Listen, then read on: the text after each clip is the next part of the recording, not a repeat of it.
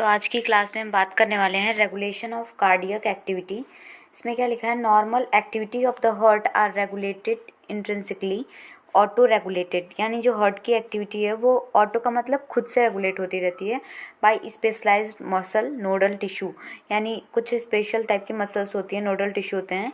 Hence the heart is called myogenic, इसीलिए heart जो हमारा होता है वो मायोजेनिक होता है क्योंकि वो ऑटो रेगुलेटेड होता है, वो खुद से रेगुलेट करता है। ठीक है, लिखा है a special neural central in the medulla oblongata can moderate the cardiac function through autonomic nervous system, यानी हमारे ब्रेन का एक पार्ट है जिसे हम मेडुला ऑब्लांगाटा कहते हैं। वो क्या करता है कि वो हमारे कार्डियक फंक्शन को यानी हार्ट की एक्टिविटी को रेगुलेट करता है। किसके थ्रू? एएनएस के थ्रू। एएनएस का फुल फॉर्म क्या हुआ? Autonomic nervous system. फिर लिखा neural signal through the sympathetic nerve can increase the rate of heart beat, यानी हार्ट बीट की जो रेट हार्ट बीट को रेगुलेट करता है कौन? एएनएस। ठीक है, सिंपैथेटिक नर्व यानी एएनएस। एएनएस किसका पार्ट है? सिंपैथेटिक नर्व का।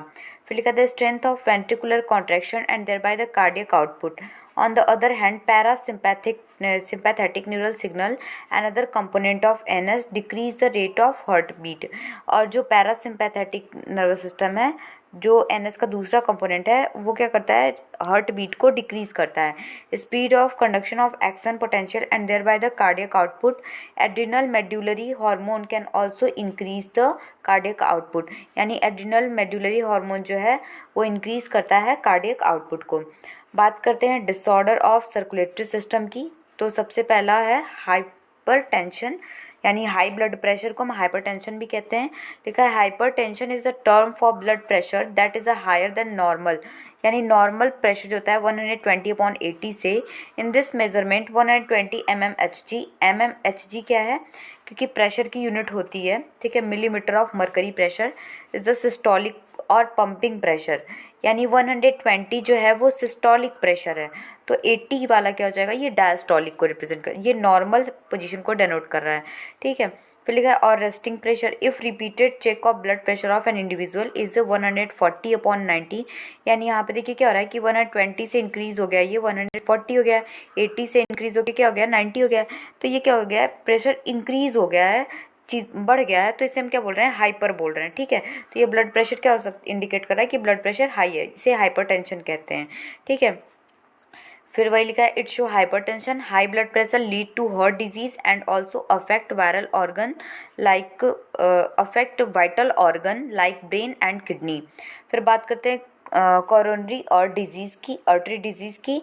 इसमें क्या? Coronary artery disease often referred to as a atherosclerosis affect the vessels that supply blood to the heart muscle, यानी ये जो कोरोनरी आर्टरी डिजीज़ है, ये इसमें क्या होता है कि जो आर्टरी है उसको अफेक्ट, जो वेसल्स होती हैं, वेसल्स का मतलब क्या हुआ? आर्टरी वेन, तो उसी को ये अफेक्ट करती हैं। उसमें क्या होता है कि जो हमारी वेसल्स है, जो आर्टरी है, उसी में कैल्शियम का डिपोजिशन हो जाता है, वहाँ पे कैल्शियम फैट इकट्ठा हो जाता है, कोलेस्ट्रॉल इकट्ठा हो जाता है, तो उसे ही हम कहते हैं एथेरोस्क्लेरोसिस। क्या कहते हैं? Atherosclerosis which make the lumen of arteries narrower, जो क्या करता है कि वो आर्टरी को और पतला कर देता है। तो आर्टरी जब थोड़ी सी नैरो हो जाएगी, पतली हो जाएगी, थिन हो जाएगी, तो उसमें से ब्लड जो फ्लो का थोड़ा स्लो फ्लो होगा और मतलब प्रॉपर ब्लड फ्लो नहीं कर पाएगा, तो जबकि नॉर्मल पोजीशन से वो थोड़ा सा और थिन हो चुका है, तो इसी डिजीज़ को हम कहते हैं एथेरोस्क्लेरोसिस।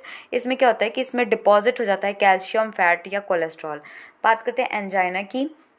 लिखा है it is also called angina pectoris, a symptom of acute chest pain appear when no enough oxygen is reaching the heart muscle, यानी जब हमारे हार्ट को प्रॉपर ऑक्सीजन नहीं मिल पाती है तो उस डिजीज को हम क्या कहते हैं? एंजाइना कहते हैं। Angina can occur in men and women of any age but it is a more common among the middle age and elderly. It occur due to condition that affect the blood flow. ये इसमें भी क्या होता है कि हमारे जो हमारा लंग्स है, जो हमारा, उसको प्रॉपर ऑक्सीजन नहीं मिल पाती है, तो हम जो हमारा हार्ट है, तो हार्ट की मसल्स को प्रॉपर ऑक्सीजन नहीं मिल पाती है, तो उसे हम क्या कहते हैं कि एंजाइना डिजीज कहते हैं। इसके दूसरे नाम जानते हैं एंजाइना पैक्टोरिस के नाम से। नेक्स्ट डिजीज है हार्ट फेल्योर। इसमें क्या? Heart failure means the state of heart when it is not pumping blood effectively enough to meet the need of the body. It is sometimes called congestive heart failure because congestion of the lung is one of the main symptom of this disease. Heart failure is not the same as cardiac arrest, यानी heart failure और cardiac arrest दोनों different चीज़ें हैं। Cardiac arrest का मतलब क्या हुआ, when the heart stop beating, जब हार्ट स्टॉप करेगा बीट करना तो हम उसे कहते हैं कार्डियक अरेस्ट। और हार्ट अटैक क्या होता है, when the heart muscle is suddenly damage by an inadequate blood supply, यानी अचानक से जब हार्ट की मसल जो होती हैं वो डैमेज हो जाती हैं तो हम उसे हार्ट अटैक कहते हैं। और कार्डियक अरेस्ट क्या होता है, जब हार्ट बीट जो होती है वो स्टॉप हो जाती है तो हम उसे कार्डियक अरेस्ट कहते हैं। नेक्स्ट क्लास में हम नेक्स्ट चैप्टर के बारे में डिस्कस करेंगे।